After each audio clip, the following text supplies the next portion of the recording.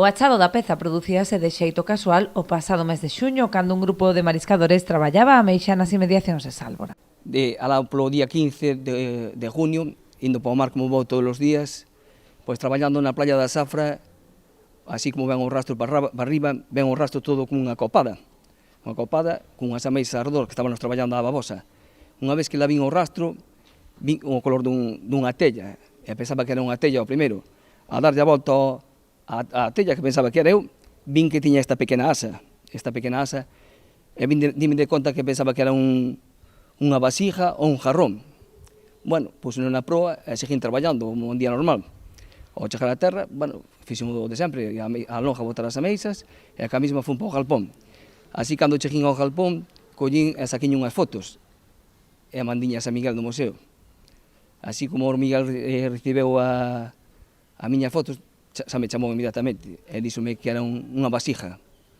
Segundo explicou o técnico do Museo Municipal, despois de consultarlle a outros expertos, trataríase dun fragmento dunha vasilla de cerámica datada entre os séculos XVI e XVIII. É unha vasilla cerámica feita en barro, non?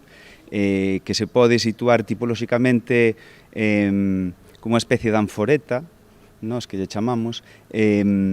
Pola tipoloxía parece que ten unha cronoloxía entre os séculos XVI ao XVIII aproximadamente, vale?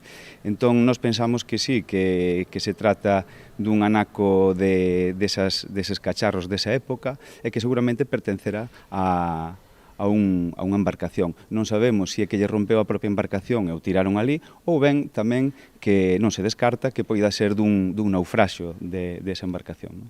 Por de agora non se sabe onde se exporá a espera da decisión da Dirección Xeral de Patrimonio, aínda que se lle preguntan a un dos seus descubridores, teno moi claro. O mellor destino sería a Confraría de Pescadores de Carreira e Aguiño. Coller o guante que me dá o compañeiro Fernando, se deste xeito pois nós podemos ter a nosa cofradía, pois a cofradía de Carreira e Aguiño, pois estará encantada de tela nunha vitrina como Dios manda, e bueno, agradecido por pensar neste caso na súa cofradía, que é a súa cofradía tamén. Eu pasarei a nosa Xunta Xeral e eu creo que non hai máis que falar, eu creo que estarán encantados de recibir esta xoia, por así decirlo, e nada máis.